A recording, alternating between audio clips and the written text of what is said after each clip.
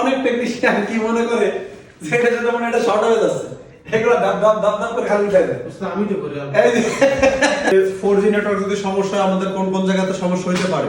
লো নেটওয়ার্কের জন্য no service যদি হয় কোন কোন জায়গা হতে পারে? নেটওয়ার্ক ব্যান্ড যদি না ঘোরে কোন জায়গায় সমস্যা হতে পারে? সেকশনগুলো কিভাবে চেক করা খুব সহজভাবে আমরা দেখালাম। মাথা ঢুকছে আপনাদের? জি জি। হ্যাঁ, না ঢুকলে প্রশ্ন করেন, ভিডিও চলতে তারপর সমস্যা নাই, ভিডিও কম ভিডিও চলুক, আমাদের শর্ট দিতে ইউটিউবে এই জন্য আমরা করতেছি। তাহলে বোঝা গেছে না? জি ভাই। সহজভাবে বোঝা গেছে যেভাবে আমি বুঝাইছি, আর বুঝতে অসুবিধা হয় না। এখন আমরা দেখো খুব গুরুত্বপূর্ণ একটা সুইচ, সবকিছুর কি মেইন ইনপুট আউটপুট কিছু কন্ট্রোল করতেছে সে। তো সে চলতেছে কি, এই জায়গায় যদি আমরা স্ক্যামেটিকে যাই তা এর লেগগুলো আমরা পড়তে পারবো। কিন্তু আমরা প্রাথমিক অবস্থায় অল্প সময়ের মধ্যে যে কোনো একটা সলিউশন যদি করতে যাই, আমাদের কাছে ফোনটা আসলে যেন আমার মাথার মধ্যে খেয়াল হয় যে কোন জায়গাতে সমস্যাটা হয়েছে। বুঝলেন না? ফোনটা আপনার কাছে আসবে কিন্তু সে কাস্টমার বলতেছে প্রবলেম, মাথার মধ্যে কিন্তু আমার কাজ শুরু হয়ে যাবে যে কোন জায়গাতে সমস্যাটা হয়েছে। এজন্য সবকিছু কম্পোনেন্টের আমার বুঝতে হবে। তো ডিপিডিটি হচ্ছে আমাদের ইনপুট আউটপুট কন্ট্রোল করে, সিগন্যাল তাও আবার। তো এখন দেখেন সে নিজে চলার জন্য তো একটা ভোল্টেজের প্রয়োজন হয়, বোঝা গেছে নি? জি। তো সে নিজে চলার জন্য একটা ভোল্টেজের প্রয়োজন হয় যেটা বলে VDD 2.8। হ্যাঁ, আর এই গুলার যে নামগুলো আছে, এই নামগুলো জানার জন্য আপনারা সব বর্নিয়ার যে স্কিমেটিকের যত ডায়াগ্রামের নামগুলো আছে, হ্যাঁ, সবগুলোর মিনিং কি পাইছেন না? জি। এগুলো কিন্তু আমাদের পড়তে হবে, নাহলে কিন্তু পারবেন না। বুঝছেন নি? সব আছে। আর স্পেশাল ডিজাইন করা যে নেটওয়ার্ক সেকশনের জন্য যে স্পেশাল যে কটা আছে, এগুলো যদি বলবেন নেটওয়ার্ক সেকশন পড়তে হবে। তো ডিপিডিটি আপনার ইনপুট আউটপুট কন্ট্রোল করে। নেটওয়ার্ক লো আসে তাহলে কে কে দায় থাকে, কে কইতে হাত তোলেন তো।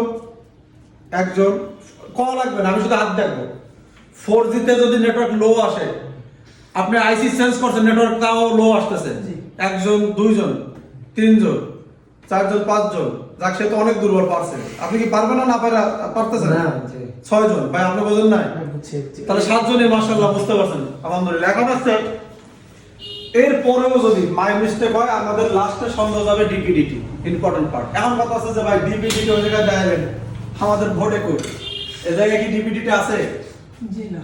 দেখেন এই জায়গায় কয়েলের কাজ দেখেন, এটা হচ্ছে কি কয়েল। এই যে এটা যদি আপনারা খেয়াল করেন, এইখানে একটা ক্যাপাসিটর আছে। জি। হ্যাঁ, জি। এখানে একটা ক্যাপাসিটর আছে, তারপরে যদি দেখেন দুটো রেজিস্টর আছে, যদি বোঝা না যায়, তারপরে আবার একটা ক্যাপাসিটর আছে। এখন দেখেন ক্যাপাসিটরের জায়গায় কেন দিল, বোঝার বিষয় না? আবার কয়েল কেন দিল? আবার সরাসরি যদি খেয়াল করেন, এখান থেকে একটা সরাসরি ক্যাপাসিটর আছে, ক্যাপাসিটর একটা কয়েল আছে, আবার একটা কয়েল আছে, তারপরে এসে আমাদের অ্যান্টেনা সুইচ আছে, তারপরে এসে আমাদের মেন সকেট আছে, সকেটের মাধ্যমে আরএফ কেবল দিয়ে নিচে চলে যেতেছে। এখনের ফোনগুলো সুইচিং এর মাধ্যমে কাজ করে। আগের ফোনগুলো যদি আপনার নেটওয়ার্ক সেকশনের এই জায়গায় ধরেন, তাদেরকে বিপ দিত। এখনের সেকশনে বিপ দেয় না, আবার অনেকগুলো বিপ দেয়, কারণ গ্রাউন্ডের সাথে অনেক আই পার্ট সরাসরি দেওয়া থাকে, কয়েলগুলো দেওয়া থাকে গ্রাউন্ডের সাথে সরাসরি। এখন বিষয় হচ্ছে কি, যে দেখেন কয়েলের কি কাজ করে, কয়েল জানি না, বুস্ট কয়েল বাড়ায়, কোনো কিছু বাড়ায়, কেউ অ্যাম্পিয়ার বাড়ায়, কেউ ভোল্টেজ বাড়ায় নাকি? আচ্ছা, তো এই কয়েলগুলা আমাদের সিগন্যাল কিন্তু এই জায়গায় অ্যামপ্লিফাই করে, সিগন্যাল ফিল্টারও করে, কি করে? দুইটা কাজ করে। আর আপনি যদি এই কয়েল উঠায় ফেলে, অনেক টেকনিশিয়ান কি করে, জাম্পার করে দেয়, হবে না, কিন্তু সিগন্যাল লো হয়ে যাবে। বোঝা গেছে?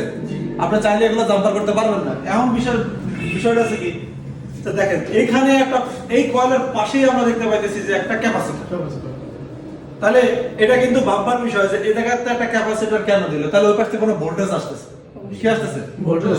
এই জায়গাতে ভোল্টেজই পাবেন আপনি। এই যে 2.8 যে ভিডিডি দেয় না, ভিডিডি কন্ট্রোল করে সবার আউটপুট দেয়, সেম কাজ এই জায়গায় করতেছে। এই জায়গায় আপনি ভোল্টেজ পাবেন। যদি এই জায়গার ভোল্টেজ কমে যায় বা না থাকে, তাহলে আপনার নেটওয়ার্ক লো হয়ে যাবে। এক দাগ দুই দাগ আপনি আইসি চেঞ্জ করতে করতে সব শেষ করে দেবেন, আপনার কাজ হবে না ভাই, নেটওয়ার্ক আসবে না। আপনি বহুত মন, ইভেন আপনি যদি এটা জাম্পারও করে দেন তাও সমস্যা, বুঝছেন?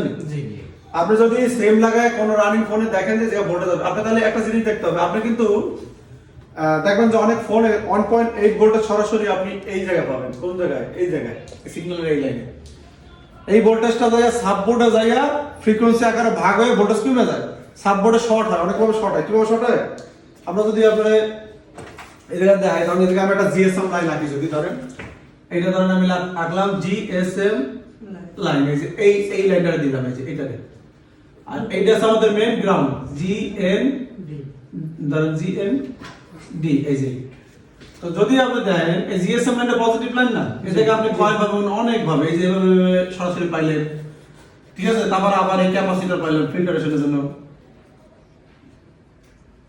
আবার একটা সরাসরি এরকম ক্যাপাসিটর পাইতে পারেন সিরিজে, জি বুঝছেন নি? এই যে এভাবে পাইতে পারেন।